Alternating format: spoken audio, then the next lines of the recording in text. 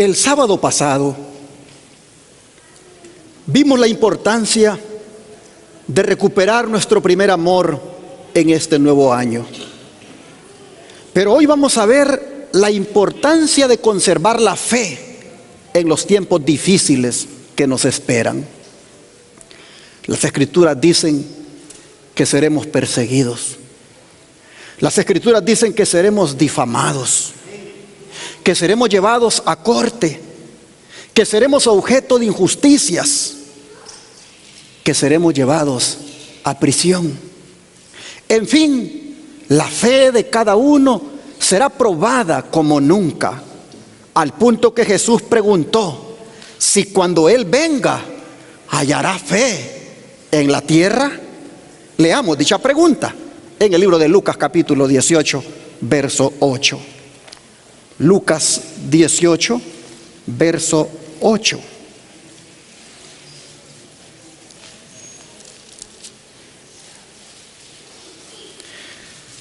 Dice la Escritura, Lucas 18, verso 8. Os digo que pronto les hará justicia, pero cuando venga el Hijo del Hombre, ¿hallará fe en la tierra?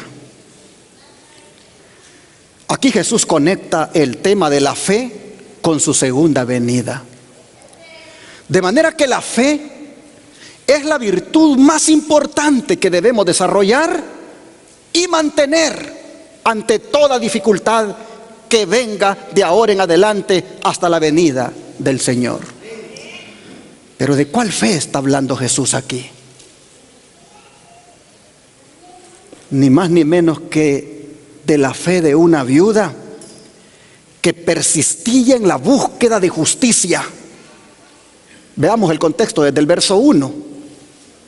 Dice, también les refirió Jesús una parábola sobre la necesidad de orar siempre y no desmayar, diciendo, había en una ciudad un juez que ni temía a Dios ni respetaba a hombre. Había también en aquella ciudad una viuda, la cual venía a él diciendo, hazme justicia de mi adversario.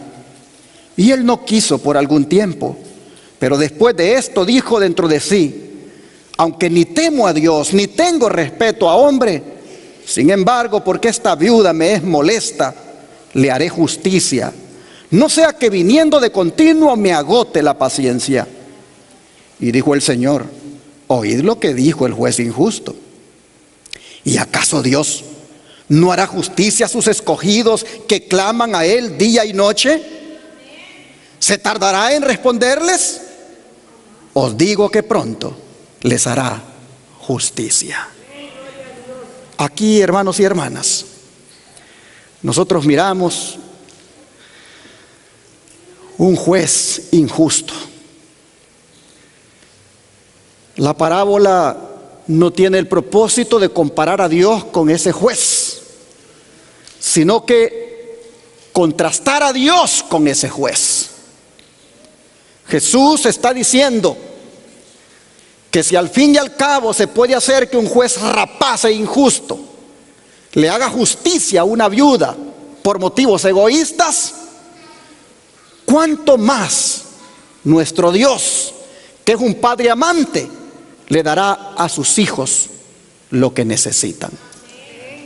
La parábola de la viuda que ora enseña la necesidad de orar siempre y no desmayar.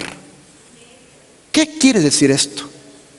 De ser persistentes, de no porque ya llevamos un mes o un año o años pidiendo por aquello y no lo hemos conseguido, pues ya nos desanimamos y dejamos de hacerlo. No desmayar es mantenernos siempre orando. Así, hermanos y hermanas, dice que la viuda venía donde el juez, persistente. Ella, hermanos, tenía un problema. El problema de ella es que estaba siendo probada. estaba pasando por una dificultad. La Escritura dice que ella tenía un adversario. Este adversario posiblemente era una persona que se negaba a devolverle la propiedad que le dejó su esposo, a lo mejor hipotecada, pero que de acuerdo a la ley ya habían pasado 50 años y debía devolvérsela. ¿Por qué digo eso? Porque había una ley que amparaba a los pobres de las injusticias que se hacían con ellos en cuanto a propiedades. Vamos a ver dicha ley. Vamos al libro de Levíticos, capítulo 25, versículo 23 al 28.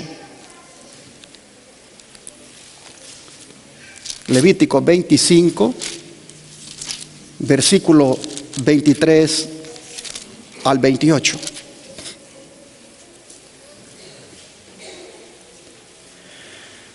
La tierra no se venderá a perpetuidad, porque la tierra mía es. Pues vosotros forasteros y extranjeros sois para conmigo. Por tanto, en toda la tierra de vuestra posesión otorgaréis rescate a la tierra. Cuando tu hermano empobreciere y vendiere algo de su posesión, entonces su pariente más próximo vendrá y rescatará lo que su hermano hubiere vendido. Y cuando el hombre no tuviere rescatador y consiguiera lo suficiente para el rescate, entonces contará los años desde que vendió y pagará lo que quedare al varón a quien vendió y volverá a su posesión. Mas si no consiguiere lo suficiente para que se la devuelvan, lo que vendió estará en poder del que lo compró hasta el año del jubileo. Y al jubileo saldrá y él volverá a su posesión. Así nosotros vemos la estipulación o la prescripción de la ley. Pero qué ley más buena. Qué ley más buena en favor de los pobres por parte del único Dios bueno que existe, como es nuestro Dios. Oh, hermanos y hermanas, qué agradable es escuchar a Dios decir: porque la tierra mía es.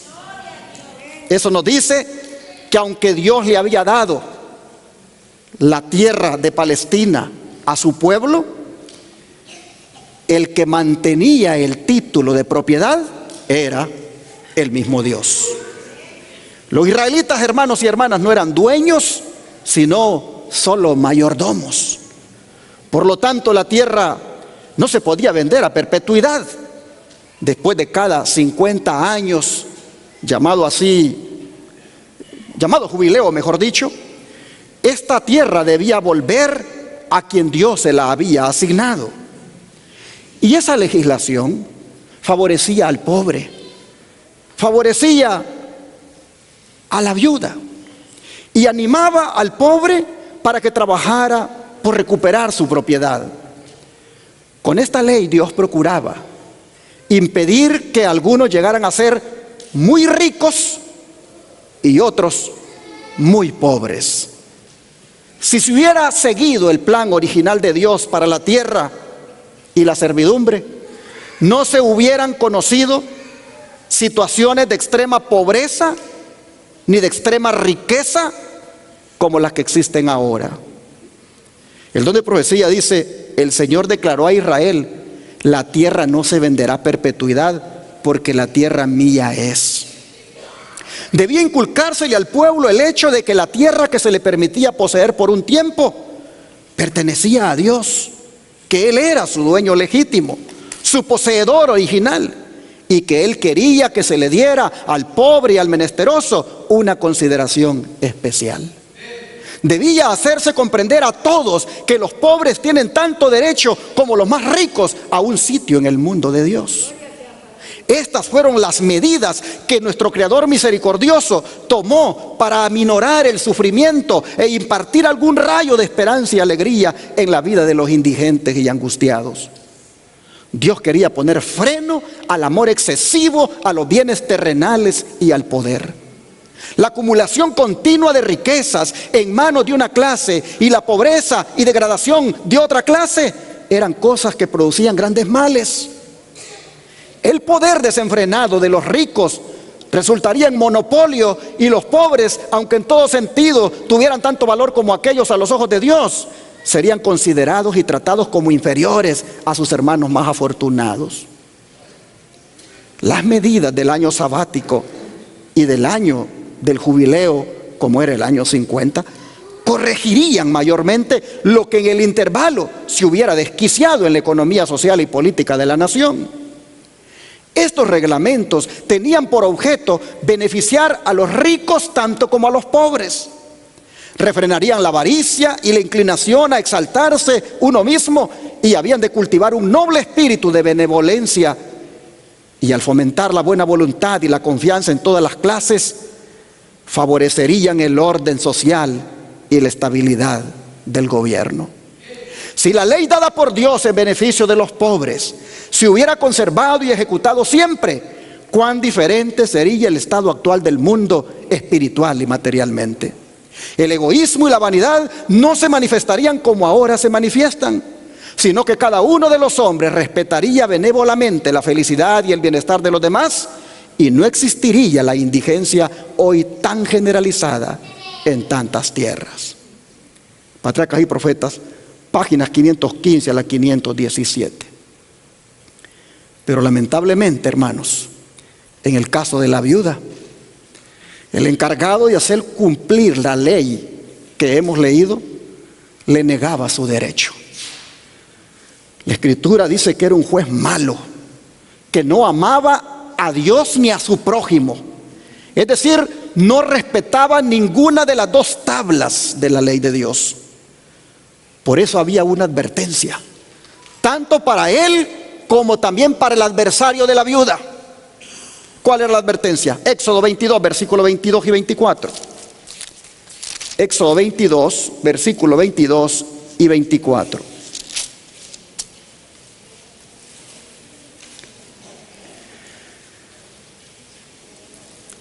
A ninguna viuda ni huérfano afligiréis, porque si tú llegas a afligirles y ellos clamaren a mí, ciertamente oiré yo su clamor.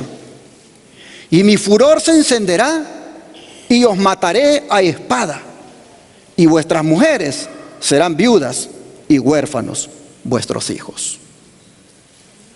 Es un gran consuelo, hermanos, para quienes sufrían la opresión de los hombres, saber que hay un Dios al cual acudir para recibir de Él no solamente buenas palabras, sino también justicia.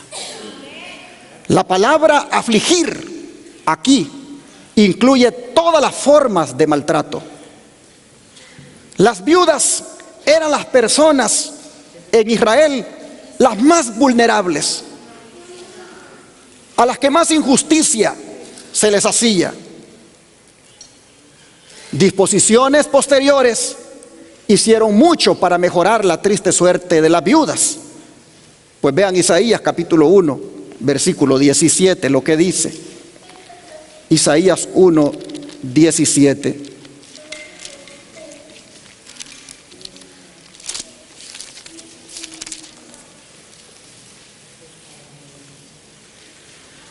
Aprended a hacer el bien, buscad el juicio, restituid al agraviado, haced justicia al huérfano, amparad a la viuda. Hermanos y hermanas, parte de hacer el bien es amparar a la viuda. Hay viudas, sí, que son ricas. Hay viudas que tienen hijos inclusive que les pueden ayudar. Pero hay viudas pobres. Hay viudas que la pasan difícil. Y de acuerdo a la Escritura, nosotros debemos ampararlas. Alguien que se haga llamar cristiano, pero es indiferente a este mandato, la verdad no merece llamarse así. Un cristiano que no tome en cuenta las necesidades de las viudas y los huérfanos no es cristiano. Es más, a Israel se le dijo que si hacían esto de amparar a las viudas, su estabilidad y permanencia estarían seguras. Vamos a leerlo, Jeremías 7, versículo 5 al 7. Jeremías 7, versículo 5 al 7.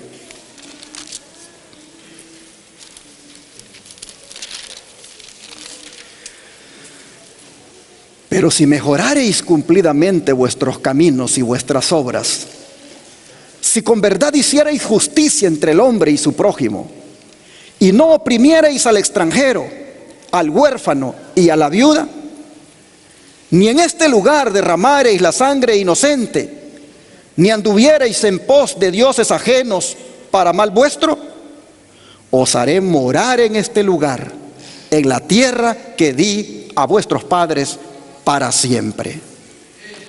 Interesante, hermanos y hermanas, que estas palabras fueron pronunciadas cuando el pueblo iba llegando a congregarse. Cuando el pueblo iba al templo para adorar, ahí les apareció Jeremías con este mensaje. Vean los versículos 1 al 4. Dice Jeremías 7, 1 al 4 ahora. Palabra de Jehová que vino a Jeremías diciendo: ponte a la puerta de la casa de Jehová y proclama allí esta palabra. Y di: oíd palabra de Jehová todo Judá, los que entráis por estas puertas para adorar a Jehová. Así ha dicho Jehová de los ejércitos, Dios de Israel: mejorad vuestros caminos y vuestras obras, y os haré morar en este lugar. No fiéis en palabras de mentira, diciendo: templo de Jehová, templo de Jehová, templo de Jehová es este. Hermanos y hermanas, los falsos profetas, ellos afirmaban que Dios nunca permitiría que su morada, el templo, cayera en manos de los impíos. Y ellos llegaron a considerar incluso que la presencia del templo era algo así como un talismán de buena suerte para proteger la ciudad. Pero el profeta les dice: eso no es garantía que haya templo aquí y que sea templo de Jehová. Si ustedes no arreglan su vida, si ustedes no son justos con las personas pobres, huérfanas, incluso las viudas, este templo será destruido y ustedes serán removidos de acá. Hermanos y hermanas, ¿cuántas veces nosotros como miembros de iglesia podemos estar engañados pensando que porque ya somos miembros de la iglesia somos salvos, cuando no estamos haciendo esas obras que demuestran que somos salvos? Israel venía a adorar al templo. El profeta se para en la puerta y les dice: no, señores, no se trata solo de adorar, se trata de mejorar los caminos, se trata de ser justos, se trata de no olvidarse de los huérfanos. Ellos solo querían participar de las actividades religiosas, pero su corazón estaba mal con Dios. No estaban sirviendo a los desamparados y a las viudas. Y saben, hermanos y hermanas, que cuando nosotros hacemos eso, que solo nada más somos miembros de iglesia, solamente nos congregamos, solamente participamos de las actividades de la iglesia, pero no nos interesan las viudas, no nos interesan los huérfanos, no nos interesan los pobres. Saben que cuando hacemos eso, corremos el riesgo de que Dios no escuche ni siquiera nuestras oraciones cuando oramos. Esto es bien serio y vamos a comprobarlo. Vamos al libro de Zacarías, capítulo 7, versículo 8 al 13. Zacarías 7, versículo 8 al 13.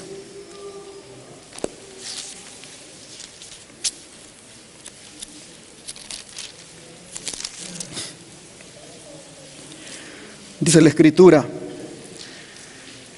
y vino palabra de Jehová a Zacarías diciendo: Así habló Jehová de los ejércitos diciendo: juzgad conforme a la verdad y haced misericordia y piedad cada cual con su hermano. No oprimáis a la viuda, al huérfano, al extranjero, ni al pobre, ni ninguno piense mal en su corazón contra su hermano. Pero no quisieron escuchar. Antes volvieron la espalda y taparon sus oídos para no oír. Y pusieron su corazón como diamante para no oír la ley ni las palabras que Jehová de los ejércitos enviaba por su espíritu, por medio de los profetas primeros. Vino por tanto gran enojo de parte de Jehová de los ejércitos. Y aconteció que así como él clamó y no escucharon, también ellos clamaron y yo no escuché, dice Jehová de los ejércitos, sino que los esparcí con torbellino por todas las naciones que ellos no conocían. Y la tierra fue asolada tras ellos, sin quedar quien fuese ni viniese, pues convirtieron en desierto la tierra deseable. Como vemos, hermanos, el ser misericordiosos y bondadosos para con los desvalidos es una condición para ser escuchados por Dios. Ellos no quisieron ser así y por lo tanto, cuando clamaron, dice Dios, yo no los escuché. Por eso, hermanos, por todas estas prescripciones que hemos leído, es que la Escritura presenta a Dios como el defensor de las viudas y los huérfanos. Vamos a leer algunos textos más. Deuteronomio 10, versículo 17 al 18. Deuteronomio 10, versículo 17 al 18. Porque Jehová vuestro Dios es Dios de dioses y Señor de señores, Dios grande, poderoso y temible, que no hace acepción de personas ni toma cohecho, que hace justicia al huérfano y a la viuda, que ama también al extranjero, dándole pan y vestido. Ahora vean Jeremías 49, 11. Jeremías 49, 11. Estamos presentando a Dios como el defensor de las viudas y los huérfanos. Jeremías 49, 11. Y la Escritura dice: deja tus huérfanos, yo los criaré, y en mí confiarán tus viudas. No iba a haber quien ayudara para el juicio que venía sobre Edom. No iba a haber quien ayudara a los huérfanos y a las viudas. Pero miren qué interesante. Aunque los juicios venían sobre Edom, Dios dice: los huérfanos y las viudas yo los voy a criar y ellos confiarán en mí. Oh, pero el Salmo 146, verso 9 no se queda atrás en esto. Salmo 146, verso 9.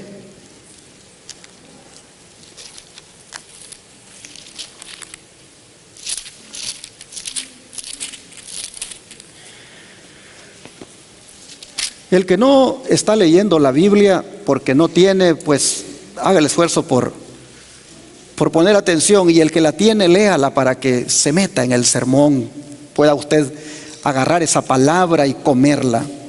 Dice así el Salmo 146, verso 9: Jehová guarda a los extranjeros, al huérfano y a la viuda, ¿qué cosa hace? Sostiene, y el camino de los impíos trastorna. Y el Salmo 68, verso 5, dicen lo siguiente. Salmo 68, verso 5.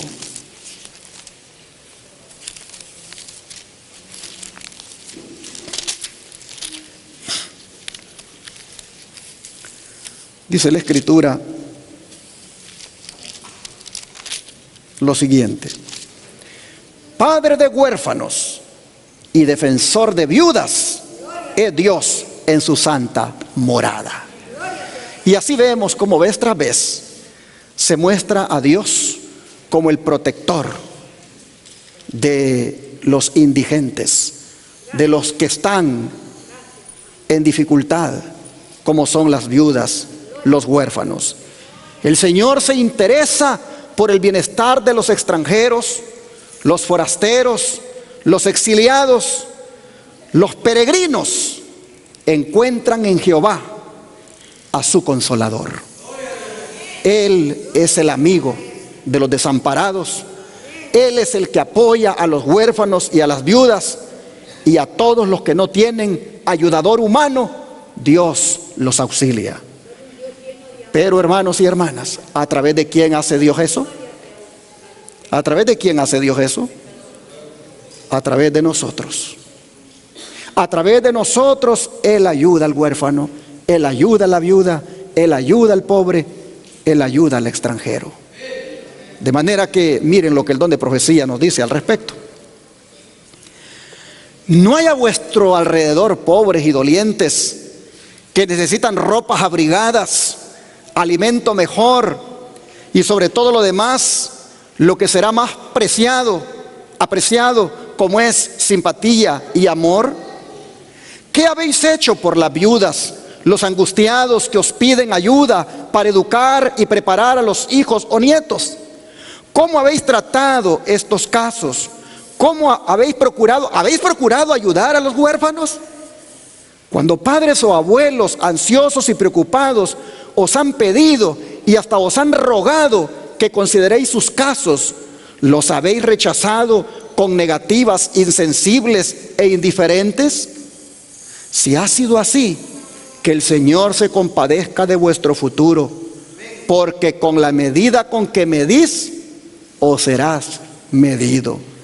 Podemos admirarnos de que el Señor retenga su bendición cuando sus donativos son pervertidos egoístamente y mal usados. Consejo sobre mayoría cristiana, página 51. Yo no sé cuándo fue la vez que usted le ayudó a un huérfano, a una viuda, a un indigente, a una persona en necesidad. Es más, no sé si el año pasado lo hizo varias veces o no lo hizo ni una vez. Pero el Señor está mostrando acá que estas personas están allí y Dios nos tiene a nosotros para ayudarlos. Sigue diciendo el don de profecía: nuestro Salvador experimentaba una tierna simpatía por los pobres y los dolientes. Y si nosotros somos seguidores de Cristo, debemos cultivar también la compasión y la simpatía. El amor por la humanidad doliente debe reemplazar a la indiferencia por la aflicción humana. La viuda, el huérfano, el enfermo y el moribundo siempre necesitarán que se los ayude. Entre ellos existe una dorada oportunidad para proclamar el Evangelio y para poner en alto el nombre de Jesús, la única esperanza y consolación del ser humano. Consejo sobre el Ministerio Médico, página 77.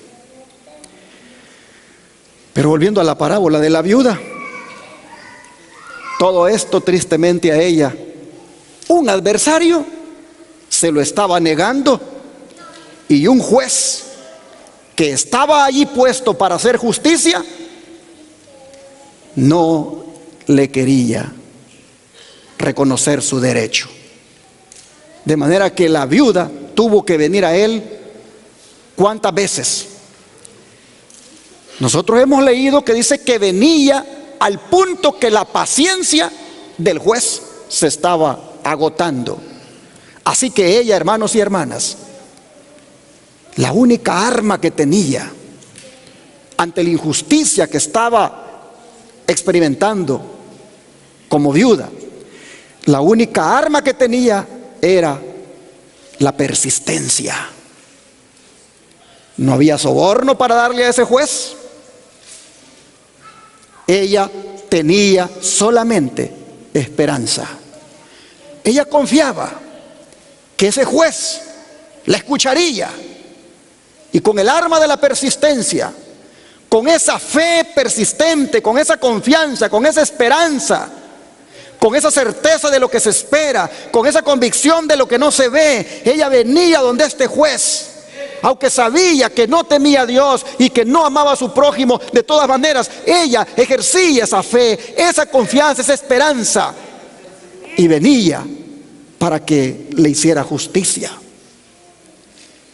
que era lo que ella le pedía. Vamos otra vez a Lucas capítulo 18, verso 3. Lucas 18, verso 3.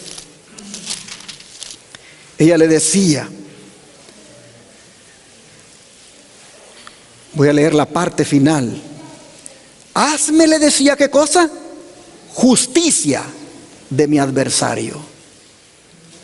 Y aquí es, hermanos y hermanas, donde la viuda se va a convertir en un símbolo del pueblo de Dios de los últimos días. Porque nosotros también, hermanos y hermanas, tenemos un adversario que se llama diablo y Satanás. Y él va a usar a los jueces terrenales para que nos nieguen nuestros derechos. Ya lo hizo con la enfermedad esta que pasó. Jueces le negaron los derechos a muchos. Este adversario, el diablo, va a usar a los jueces de la tierra para que nos nieguen nuestro derecho a la libertad religiosa. Va a usar a los jueces de la tierra para que nos declaren una secta proscrita, es decir, prohibida. Pero hermanos y hermanas, aunque los jueces de la tierra no nos hagan justicia, el juez de toda la tierra nos hará justicia. El juez de toda la tierra, hermanos y hermanas, si clamamos a Él, Él sí nos hará justicia. Oh, hermanos y hermanas, el adversario que tenemos nosotros está obrando ya para hacernos daño. Lo está haciendo a través de esa agenda climática que se está llevando adelante. Lo está haciendo por medio del matrimonio igualitario que se está promoviendo. Este adversario llamado diablo y Satanás va a utilizar a las autoridades del mundo para violar la ley de Dios. Así que, hermanos y hermanas, no durmamos. Mantengámonos, como dice el apóstol Pedro en su primera carta, alertas. Vamos a leer esa exhortación en primera de Pedro, capítulo 5, versículo 8 y 9. Primera de Pedro, capítulo 5, versículo 8 y 9. Dice: sed sobrios y velad, porque vuestro adversario, el diablo, como león rugiente anda alrededor buscando a quien devorar, al cual resistid firmes en la fe, sabiendo que los mismos padecimientos se van cumpliendo en vuestros hermanos en todo el mundo. Hermanos y hermanas, estar alertas es el mensaje de Pedro. Estar alertas y a la defensiva, porque el diablo nos busca por todos lados para tentarnos. El diablo busca por todos lados desanimarnos. El diablo busca, hermanos y hermanas, sacarnos de nuestra comunión con Cristo y acusarnos de que somos pecadores. Nos acusa ante los hombres y nos acusa ante Dios para que Dios nos abandone. Y ante esto, hermanos, nuestra única arma es el arma de la viuda. La persistencia en la oración, la persistencia de la fe. Así ella iba donde el juez, sin desmayar. Oh, hermanos y hermanas, es verdad que hemos pecado. Es verdad que Satanás nos reclama como suyos porque hemos pecado. Pero no perdamos la fe en que Jesús nos ama y en que Él nos recibe si venimos a Él. Por lo tanto, lancémonos a los brazos de nuestro Señor. Lancémonos a los brazos de nuestro Señor, porque en Él hay gracia para perdonar nuestros pecados. El don de profecía, hermanos, en esta parábola de la viuda y el juez, hace toda una analogía de lo que le sucede y también sucederá al pueblo de Dios. Miren ustedes, la mujer dice que suplicó justicia al juez. Había perdido a su marido por la muerte. Pobre y sin amigos, no tenía medios de salvar su fortuna arruinada. Así también, dice, por el pecado, el hombre ha perdido su relación con Dios. Por sí mismo no puede salvarse, pero en Cristo somos acercados al Padre. Los elegidos de Dios son caros a su corazón. Son aquellos a quienes Él ha llamado de las tinieblas a su luz admirable, para manifestar su alabanza, a fin de que resplandezcan como luces en medio de las tinieblas del mundo. El juez injusto no tenía interés especial en la viuda que lo importunaba pidiéndole liberación. Sin embargo, a fin de deshacerse de sus lastimeras súplicas, la oyó y la libró de su adversario. Pero Dios dice, ama a sus hijos con amor infinito. Para Él, el objeto más caro que hay en la tierra es su iglesia. La oración de la viuda, hazme justicia de mi adversario, representa la oración de los hijos de Dios. Satanás es su gran adversario. Él es el acusador de nuestros hermanos, el cual los acusa delante de Dios día y noche. Está continuamente obrando para representar falsamente y acusar, engañar y destruir al pueblo de Dios. Y en esta parábola Jesús enseña a sus discípulos a orar por la liberación del poder de Satanás y sus agentes. Palabras de vida del Gran Maestro, página 130 a la 131. En otras palabras, como la viuda pedía al juez injusto que le librara de su adversario, así también nosotros, hermanos, pidámosle al Señor que nos libre de Satanás, que nos libre de sus acusaciones, que nos libre de ese adversario que diariamente busca hacernos caer. ¿Y desde cuándo viene Satanás haciendo esta obra de acusarnos? Bueno, el don de profecía dice, la obra de Satanás como acusador empezó ¿a dónde? En el cielo. Esta ha sido su obra en la tierra desde la caída del hombre y será su obra en un sentido especial mientras nos acercamos al fin de la historia de este mundo. A medida que ve que su tiempo se acorta, trabaja con mayor ardor para engañar y destruir. Se aira cuando ve en la tierra un pueblo que, aun con su debilidad y carácter pecaminoso, tiene respeto por la ley de Jehová. Está resuelto a hacer que ese pueblo no obedezca a Dios. Se deleita en su indignidad y tiene lazos preparados para cada alma, a fin de que todos queden entrampados y separados de Dios. Trata de acusar y condenar a Dios y a todos los que luchan por llevar a cabo sus propósitos en este mundo, con misericordia, amor, con compasión y perdón.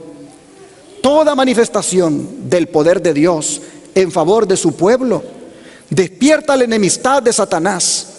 Cada vez que Dios obra en su favor, Satanás y sus ángeles obran con renovado vigor para lograr su ruina. Tiene celos de todos aquellos que hacen de Cristo su fuerza. Su objeto consiste en instigar al mal y cuando tiene éxito arroja toda la culpa sobre los tentados. Sí, ¿cuántas veces hay que hemos hecho lo malo y luego nos dice, es tu culpa?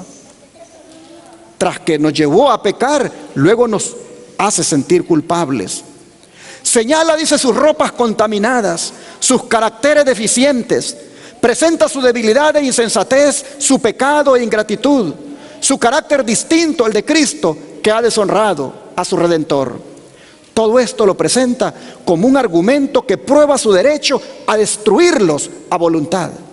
Se esfuerza por espantar sus almas con el pensamiento de que su caso no tiene esperanza, que la mancha de su contaminación no podrá nunca lavarse, Espera destruir así su fe a fin de que cedan plenamente a sus tentaciones y abandonen su fidelidad a Dios. Los hijos del Señor no pueden contestar las acusaciones de Satanás. Al mirarse a sí mismos están listos a desesperar, pero apelan al divino abogado. Presentan los méritos del Redentor. Dios puede ser justo y el que justifica al que es de la fe de Jesús. Con confianza los hijos del Señor le suplican que acalle las acusaciones de Satanás y anule sus lazos.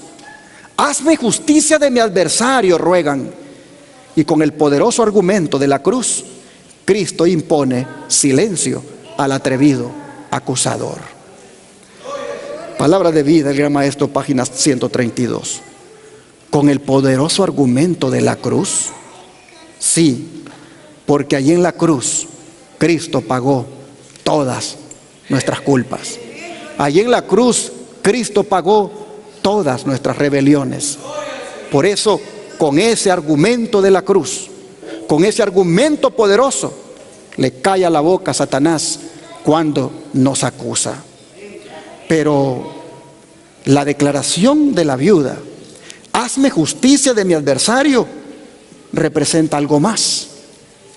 No solamente representa a Satanás, nuestro adversario, que nos acosa, que nos acusa, sino que también representa esto. Miren ustedes, la oración hazme justicia de mi adversario se aplica no solamente a Satanás, sino a los agentes, a quienes instiga a presentar falsamente, a tentar y destruir al pueblo de Dios. Oiga bien, ¿a quién más representa?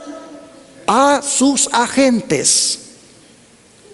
Los que han decidido obedecer los mandamientos de Dios entenderán por experiencia que tienen adversarios que son dominados por una fuerza infernal. Tales adversarios asediaron a Cristo a cada paso con una constancia y resolución que ningún ser humano puede conocer jamás. ¿Y quiénes son esos agentes? Sigamos leyendo. El carácter del juez de la parábola, que no temía ni a Dios ni al hombre, fue presentado por Cristo para demostrar la clase de juicio que se realizaba entonces y que pronto se iba a presenciar en su propio proceso. Deseaba que su pueblo de todos los tiempos comprendiera cuán poca confianza se puede tener en los gobernantes o jueces terrenales en el día de la adversidad.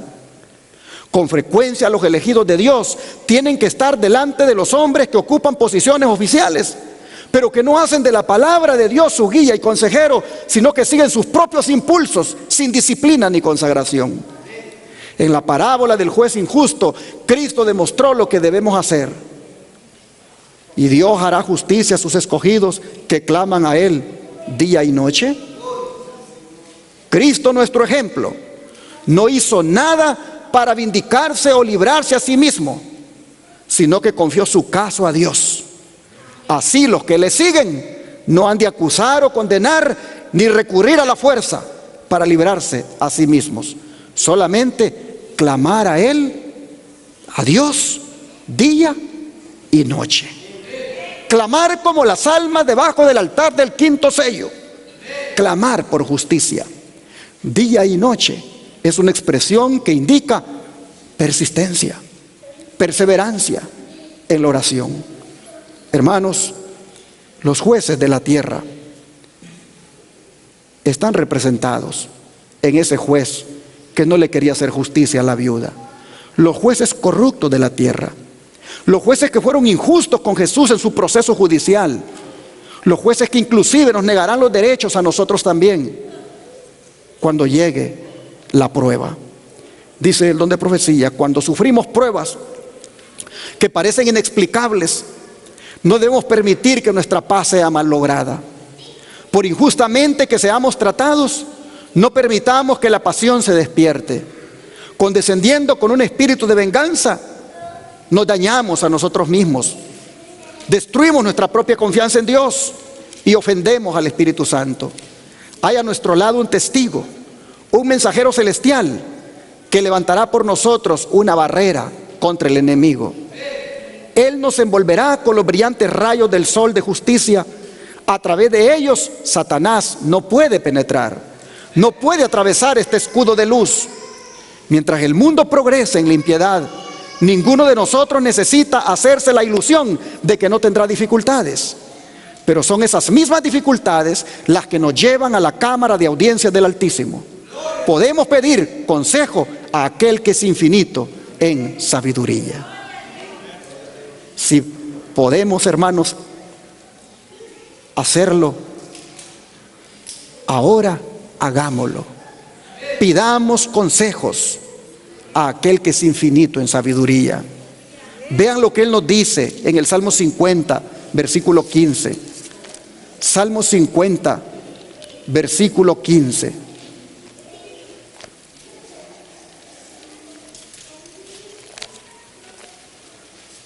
Salmo 50, versículo 15.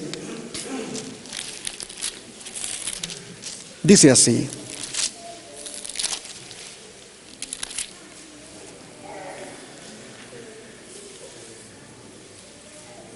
e invócame en el día de la angustia. Te libraré y tú me honrarás. El Señor dice, ¿qué cosa, hermanos? Que lo invoquemos en el día de la angustia, en el día de la injusticia, en el día de la prueba. Al Señor le gusta escuchar la voz de sus hijos en oración. Al Señor le es un placer escuchar a sus hijos y contestarles su oración en el día de la prueba. El Señor anhela y aprecia una íntima relación con Él por medio de la oración. Por eso dice, invócame en el día de la angustia. En una profecía dice, el Señor dice, invócame en el día de la angustia. Él nos invita a presentarle lo que nos tiene perplejos y lo que hemos menester y nuestra necesidad de la ayuda divina. Nos aconseja ser constantes en la oración. Tan pronto como las dificultades surgen, debemos dirigirle nuestras sinceras y fervientes peticiones. Nuestras oraciones importunas evidencian nuestra vigorosa confianza en Dios. El sentimiento de nuestra necesidad nos induce a orar con fervor, y nuestro Padre Celestial es movido por nuestras súplicas. A menudo los que sufren el oprobio o la persecución por causa de su fe son tentados a pensar que Dios los ha olvidado. A la vista de los hombres se hallan entre la minoría. Según todas las apariencias, sus enemigos triunfan sobre ellos. Pero no violen ellos su conciencia. Aquel que sufrió por ellos y llevó sus pesares y aflicciones, no los ha olvidado. Los hijos de Dios no son dejados solos e indefensos. La oración mueve el brazo de la omnipotencia. Por la oración, los hombres sojuzgaron reinos, obraron justicia, obtuvieron promesas, cerraron las bocas de los leones, apagaron la violencia del fuego. Y llegamos a saber lo que esto significa cuando oímos acerca de los mártires que murieron por su fe. Pusieron en fuga a ejércitos de gente extranjera. Así que, hermanos y hermanas, sigue diciendo, si consagramos nuestra vida al servicio de Dios, nunca podremos ser colocados en una situación por la cual Dios no haya hecho provisión. Cualquiera sea nuestra situación, tenemos un guía que dirige nuestro camino. Cualesquiera sean nuestras perplejidades, tenemos un seguro consejero. Sea cual fuere nuestra pena, desamparo o soledad, tenemos un amigo que simpatiza con nosotros. Si en nuestra ignorancia damos pasos equivocados, Cristo no nos abandona. Su voz clara y distinta nos dice, yo soy el camino, la verdad y la vida.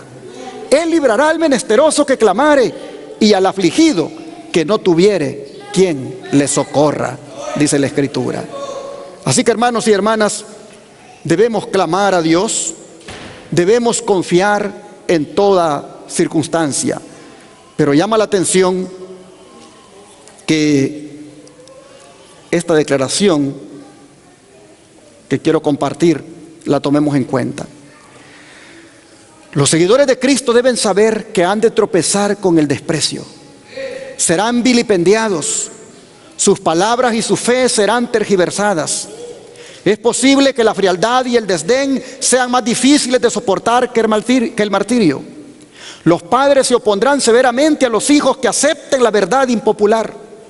Los que sirvan escrupulosamente a Dios serán acusados de rebelión. Los bienes legados a hijos o familiares que crean en la verdad presente serán entregados a otras manos. Los tutores privarán a los huérfanos y a las viudas de sus legítimas asignaciones. Los que se aparten del mal se constituirán en víctimas de las leyes decretadas para dominar las conciencias. Los hombres se apoderarán de bienes sobre los cuales no tienen derecho. En un futuro cercano se cumplirán las palabras del apóstol: todos los que quieran vivir piadosamente en Cristo Jesús padecerán persecución. Así estarán las cosas en el futuro. Y ante esto, Jesús pregunta: ¿será que va a haber fe en la tierra? ¿Será que cuando yo venga habrá fe como la de la viuda? Podemos contestar que sí. Podemos decir que sí. Habrá un remanente final que tendrá no solo la fe de la viuda, sino la fe de Jesús. Así lo dice Apocalipsis 14, versículo 12. Leámoslo. Apocalipsis 14, versículo 12.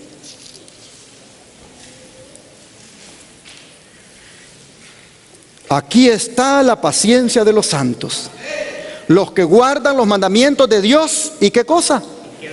Y la fe de Jesús. Así que, hermanos, el remanente final de Dios no solo tendrá la fe de la viuda, sino que también tendrá la fe de Jesús. ¿Hallará fe en la tierra?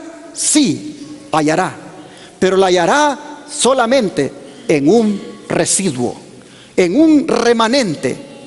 Este remanente, como la viuda, va a clamar día y noche por su liberación, porque los adversarios estarán asediando constantemente. Dice la mensajera del Señor, el 20 de noviembre de 1857, me fue mostrado el pueblo de Dios y lo vi poderosamente sacudido. Algunos con robusta fe y clamores de agonía intercedían ante Dios. Estaban pálidos y sus rostros demostraban la profunda ansiedad resultante de su lucha interior. Gruesas gotas de sudor bañaban su frente, pero con todo su aspecto manifestaba firmeza y fervor. De cuando en cuando brillaba en sus semblantes la señal de la aprobación de Dios y nuevamente volvían a quedar en solemne, fervorosa y anhelante actitud. Ángeles malos los rodeaban y los oprimían con sus tinieblas para ocultarles de la vista a Jesús y para que sus ojos se fijaran en la oscuridad circundante a fin de inducirlos a desconfiar de Dios y luego a murmurar contra Él. Su única salvaguardia estribaba en mantener los ojos dirigidos hacia arriba, pues los ángeles de Dios estaban encargados de su pueblo, y mientras que la ponzoñosa atmósfera de los malos ángeles circundaba y oprimía a las ansiosas almas, los ángeles celestiales batían sin cesar las alas para disipar las densas tinieblas. Formidable poder tenían aquellos escogidos. Dijo el ángel: mirad. Vi a los impíos, malvados e incrédulos. Estaban todos muy excitados. El celo y poder del pueblo de Dios los había enfurecido. Cundía entre ellos la confusión. Vi que tomaban medidas contra la hueste que tenía la luz y el poder de Dios. Pero esta hueste, aunque rodeada por densas tinieblas, se mantenía firme, aprobada por Dios y confiada en Él. Los vi perplejos. Luego los oí clamar a Dios ardientemente sin cesar día y noche. Oí estas palabras: hágase, Señor, tu voluntad. Si ha de servir para gloria de tu nombre, dale a tu pueblo el medio de escapar. Líbranos de los paganos que nos rodean. Nos han sentenciado a muerte, pero tu brazo puede salvarnos. Estas son todas las palabras que puedo recordar. Todos mostraban honda convicción de su insuficiencia y manifestaban completa sumisión a la voluntad de Dios. Sin embargo, todos sin excepción, como Jacob, oraban y luchaban fervorosamente por su liberación.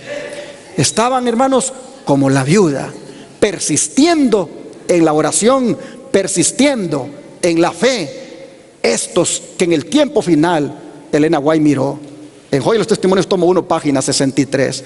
Así ella describe, hermanos y hermanas, la fe del remanente final. La pregunta es, ¿quieres tú ser de ese remanente? ¿Cuántos quieren ser de ese remanente? Oh, hermanos y hermanas, debemos tener la actitud de la viuda, la fe persistente de la viuda, el arma de la persistencia en la oración. No debemos, hermanos, dejarla en este año que estamos dando inicio. Hemos sido llamados a gozarnos por el Evangelio, pero también a sufrir si es necesario por el Evangelio. Y entre el sufrimiento de antemano se nos dice que sí habrá fe en la tierra, en el remanente final de Dios.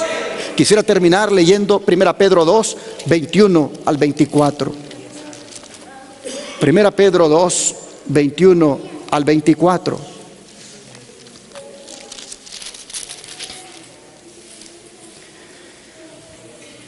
Dice la Escritura: pues para esto fuisteis llamados, porque también Cristo padeció por nosotros, dejándonos ejemplo para que sigáis sus pisadas, el cual no hizo pecado, ni se halló engaño en su boca, quien cuando le maldecían no respondía con maldición, cuando padecía no amenazaba, sino encomendaba la causa al que juzga justamente, quien llevó él mismo nuestros pecados en su cuerpo sobre el madero, para que nosotros, estando muertos a los pecados, vivamos a la justicia, y por cuya herida fuisteis sanados.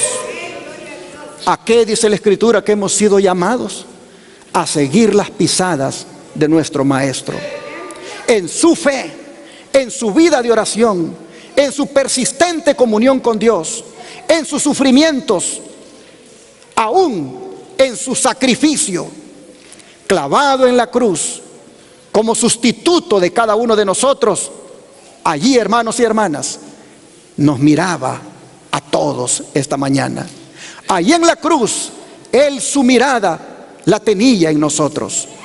Y de la manera como Él sufrió y fue tratado injustamente, pero encomendó su causa a aquel que juzga rectamente, de la misma manera, dice, nosotros debemos hacerlo en el tiempo final. Hermanos y hermanas, no perdamos la fe en este nuevo año. Encaremos el año con la fe de la viuda. Encaremos el año con la fe en el tercer ángel, con la fe que es toda una batalla, con la fe que requiere combatir como soldados de Cristo. La fe del remanente final es la única que existirá al final. Que Dios te ayude y que tú seas de ese remanente.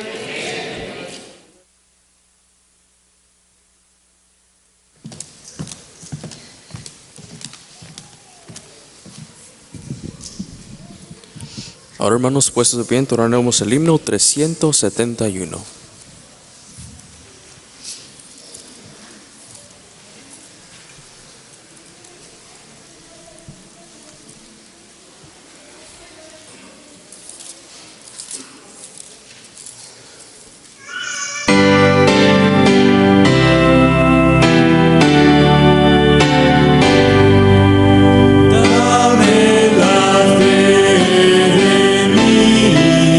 Jesús,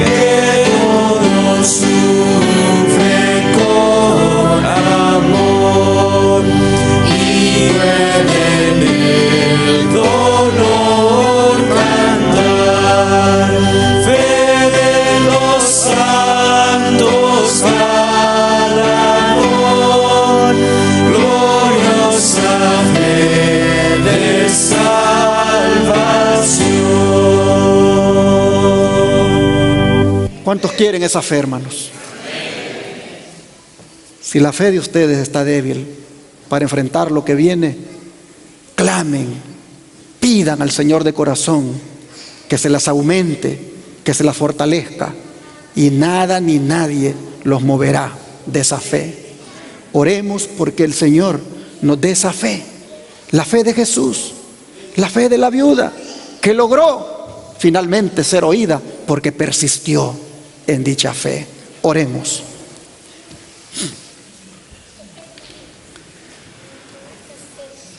Padre nuestro, sabemos, Señor, que los adversarios que el diablo ha levantado se están uniendo y están planificando un plan en contra de tu pueblo. Sabemos, Señor, que mientras eso sucede, tenemos que enfrentar nosotros mismos a este adversario, Satanás, que nos acusa todos los días, que busca hacernos caer. Pero también sabemos que en ti, que sí eres un juez justo, que hace justicia, en ti nosotros hallaremos esa ayuda, hallaremos esa fortaleza, hallaremos ese consuelo en medio de la prueba. De manera, Padre, que en esta hora, sabiendo que la fe es indispensable de cara a tu segunda venida, sabiendo que debemos persistir en ella, en oración y fe debemos vivir los días que vienen. Sabiendo esto, Señor, hoy clamamos a ti para que nos aumentes la fe, para que nos la fortalezcas si está débil, para que perseveremos en ella, para que persistamos en ella y con fe en ti caminar todos los días. Ayúdanos, Señor, a tener la fe de los santos, la fe de los que guardan los mandamientos de Dios y que también tienen la fe de Jesús. Ayúdanos, Padre. Te pedimos que no claudiquemos en nuestra fe, que nos mantengamos firmes y fieles, que la defendamos y que también la compartamos. Te lo pedimos en el nombre de Jesús. Amén.